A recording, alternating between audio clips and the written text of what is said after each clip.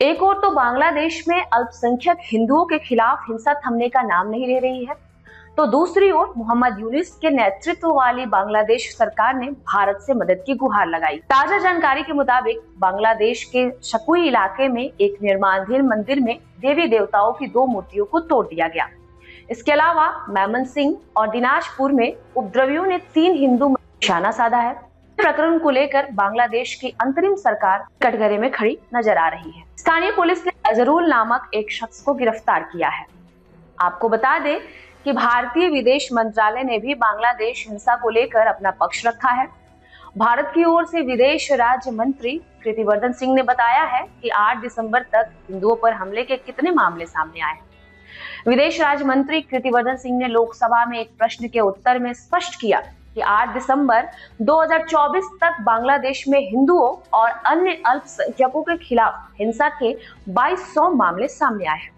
अन्य पड़ोसी देश, जिसमें हम अगर पाकिस्तान और बांग्लादेश को छोड़ दें, तो हिंदुओं और अन्य अल्पसंख्यकों के खिलाफ हिंसा के 0 मामले हैं।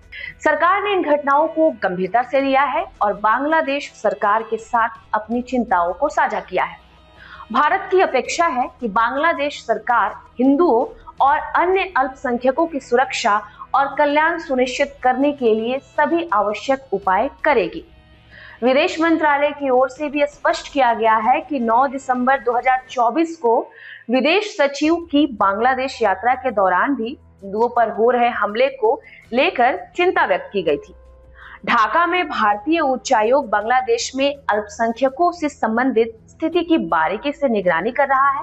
भारत सरकार राजनयिक चैनलों के माध्यम से अल्पसंख्यक समुदाय के खिलाफ हिंसा का मुद्दा उठाती है और साथ ही साथ अंतरिम सरकार से धार्मिक असहिष्णुता को रोकने के लिए कदम उठाने का आग्रह किया है।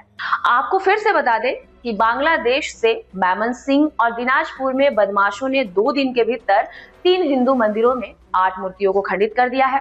हालांकि तोड़फोड़ के सिलसिले में एक शख्स को गिरफ्तार भी किया गया है।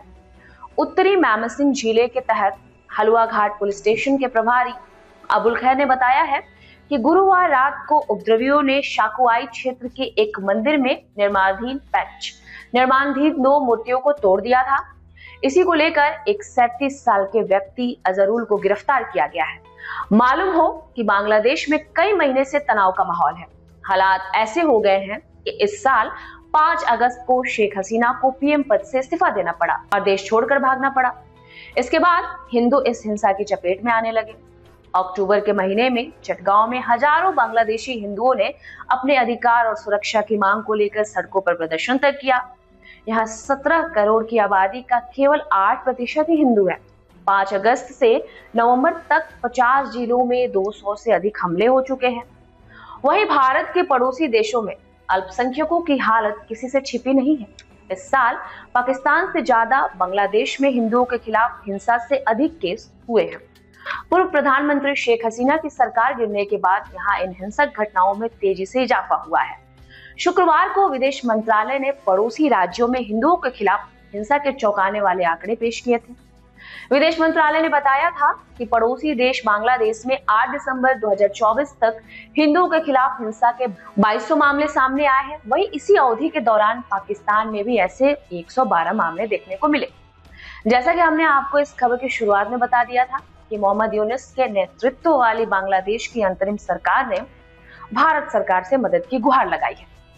अंतरिम सरकार ने भारत से 50,000 टन चावल निर्यात करने की बात की है ताकि खाद्य संकट से निपटा पाया जा सके। इनकी जानकारी बांग्लादेश के वित्त सलाहकार सालेहुद्दीन अहमद के हवाले से सामने आई है। इन तमाम सियासी उठापटक के बीच अंतरिम सरकार के सलाहकार महफूज आलम का एक बहुत ही विवादित फेसबुक पोस्ट खूब चर्चाओं में है। इस पोस्ट में कहा गया है कि भारत को उस विद्रोह को मान्यता देनी चाहिए जिसने तत्कालीन पीएम शेख हसीना को इस्तीफा देने पर मजबूर कर दिया था। हालांकि बाद में पोस्ट को डिलीट कर दिया गया। हालांकि महफूज आलम के इस पोस्ट पर भारत ने कड़ी आपत्ति जताते हुए अपना विरोध दर्ज कराया है और भारत को चिताया भी है। तो ये थी बांग्लादेश की खबर जो लगातार सुर्खियों में है और कई दिनों से है। बांग्लादेश के और भी अपडेट्स हम आपको दिखाएंगे। आप बने रहिए हमारे साथ पीपीएम टाइम्स पर।